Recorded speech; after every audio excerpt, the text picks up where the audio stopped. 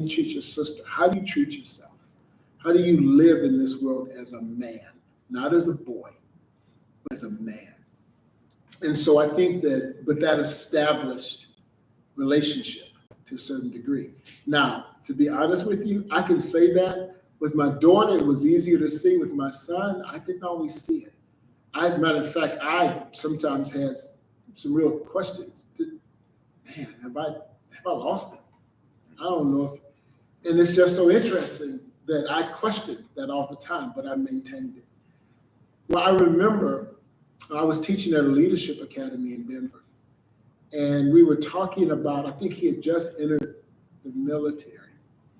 And I was talking to my students, and I asked him to come in one day to talk about something that me and him had talked about. Because I'd actually built a whole class around one of our conversations. I had built a whole leadership development class around the conversation that we had had. I won't talk about that right now. But as he came up to the room to talk, and he was talking about heroes, and I have this on video because I never would have believed it if I didn't have it on camera. And he said, well, my dad is my hero. And I'm sitting in the back, I'm going, what? Really? And he's like, what, me? What, do you have a different dad other than me? I couldn't believe it. And I sat there and I listened to him.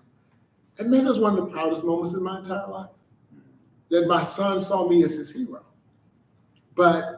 And he talked about why. He didn't just say he's my hero and left it. He talked about why. But that came out of those conversations. And so I would say to you that one of those things, you must invest in the relationship bank.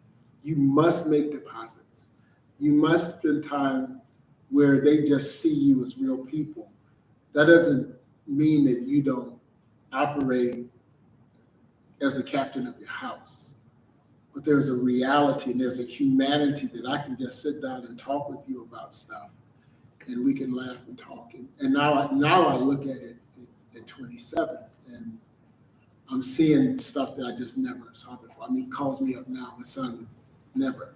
Now he calls me up, and it's always an hour conversation on the phone, and that just never happened before. And I want to ask him so badly, and if he watches this, he might respond. But I want to ask him so badly, what's going on? Why all of a sudden now are you calling me and talking to me for an hour and a half? Whereas before, if I heard from you every 2 months, we were like, yay. What happened? So, but I'm not going to look a gift horse in the mouth right now. I'm just going to enjoy it, you know. So, but with all of that, all of those stories were the same. Build relationships, establish the ability to have a conversation and to build those relationships now. Apart from, and some stuff you let it go. Some stuff you let go. Let me give you one more story on this in terms of